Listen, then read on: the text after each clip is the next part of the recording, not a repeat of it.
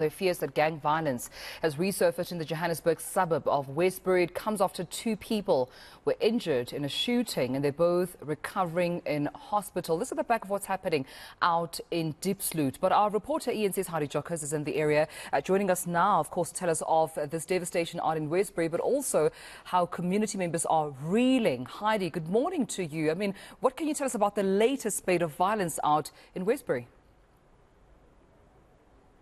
Yes, Tumelo, we do understand that yesterday it appears as though 2 people were shot in Westbury. We're not exactly sure the details surrounding this particular shooting, but we do know it's a 56-year-old male as well as a 15-year-old who was shot in the crossfire.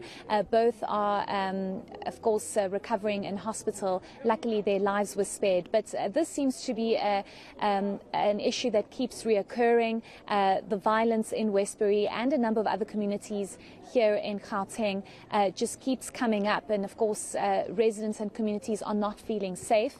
But we are joined by the Provincial Police Commissioner, Elias Mawela. Thank you so much for your time, PC. We do appreciate it.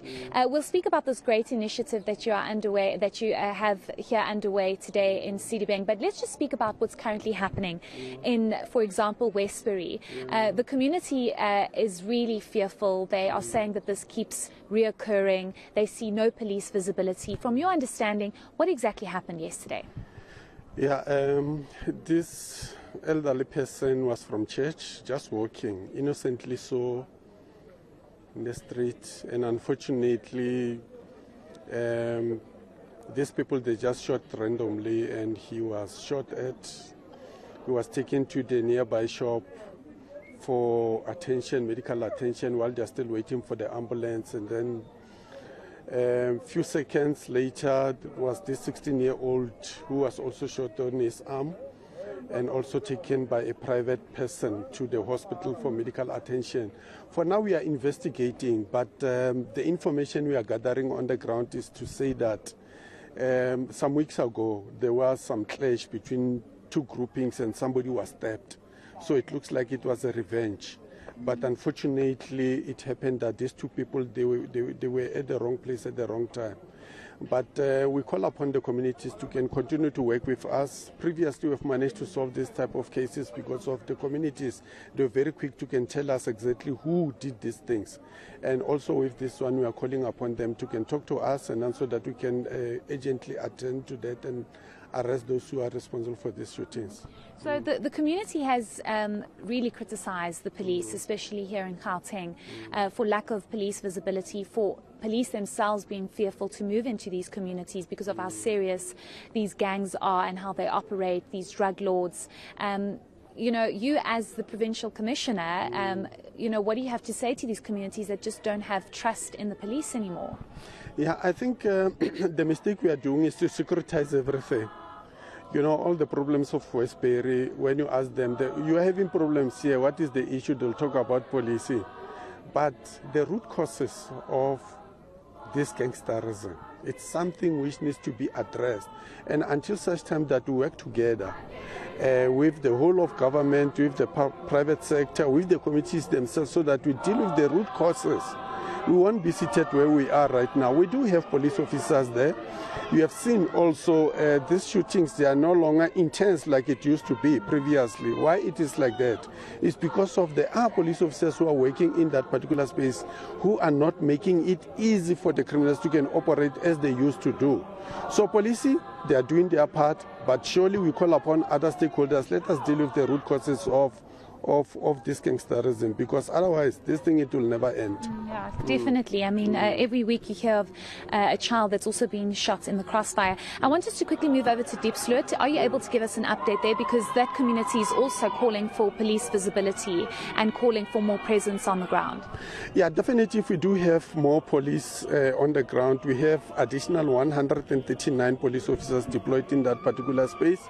But also with that one, I've said it before, that the approach is in 3 phases: the stabilization phase, normalization phase, and then we sustain what we have normalized. So the stabilization phase, we are there, we are the police, but we can't just be only the police there.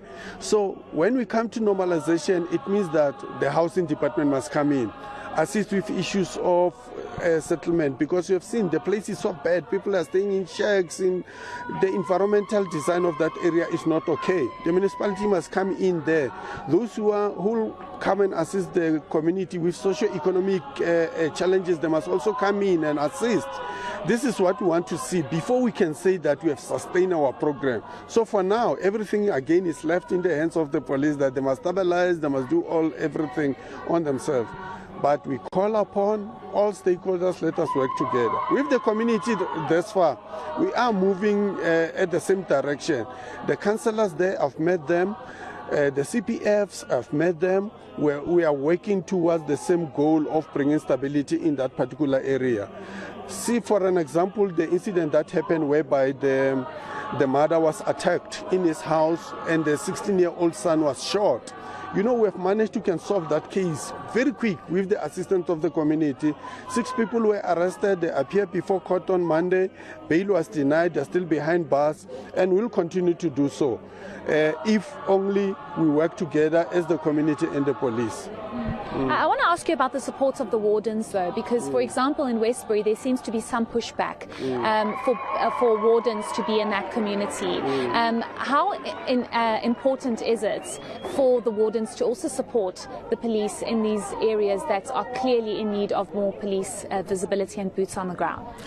You know, they will assist us a lot, make no mistake about it, because of the wardens are recruited from the very same community and they are working. They have a better understanding of their community and the dynamics within those communities. So they'll be able to can even source information for the police and be the extra hand for the police, because of they will have the power to can effect an arrest if somebody commits a crime in their presence. So it's going to assist us. So it's a force multiplier. It is important. And in the Westbury environment, the MEC said they are going to have a targeted recruitment whereby they'll go straight to the communities there. They say, give us all your children who qualify so that they can be recruited within the wardens. Okay, and then just lastly, PC, you have a great initiative here today. It's very important to also ensure that there is school safety, but also getting the young ones to understand that violence isn't necessarily the answer, because we've been seeing a lot of violent attacks in schools as well. Speak to us about how important this initiative is for you and what you are trying to achieve through it. No, thank you very much. You know, this initiative, we call it a special project for the Provincial Commissioner. Over and above, they adopt a core project which is focusing on the school safety. Mine is to implement this pillar of the integrated crime and violence prevention strategy, early intervention, whereby we focus on the children so that, you know, we discourage them from being involved in criminality. So we have identified certain schools. I think this one is going to be my 3rd school.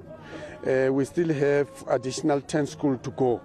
And then in this school, we discourage the children from participating in these criminalities, and again, give them the safety tips, because of these criminals, they recruit from the schools.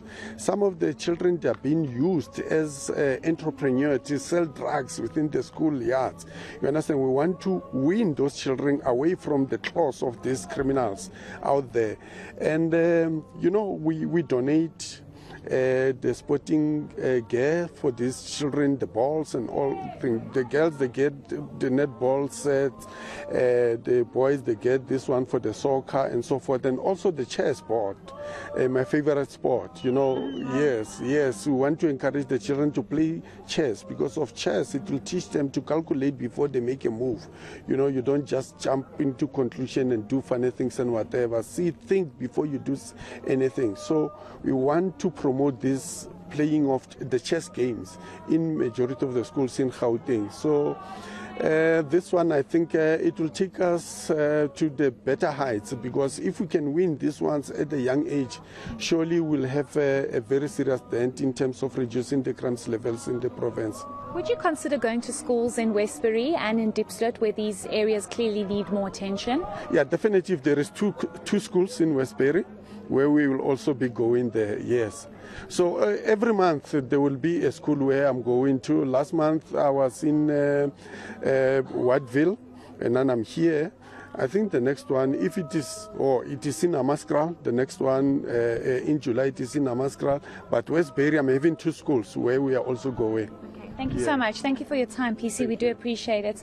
That is the Provincial Police Commissioner, Elias Mawela, just speaking to us about this initiative here today, but also speaking about the interventions taken by Gauteng Police to really deal with what is happening, for example, in Westbury, Tumelo, and really trying to get all stakeholders involved, because it can't just be the police that deal with what's going on in these areas. It needs to be all stakeholders involved. But again, you have community members fearing for their lives and not really wanting to speak out. So hopefully these interventions by the police will bring some peace to these communities. And you're absolutely right, Heidi, about residents fearing for their lives. Brigadier Brenda Muridili told me before that at times even residents don't want to be involved in these long processes of going to courts and having to divulge information because of that very same fear that they might be targets.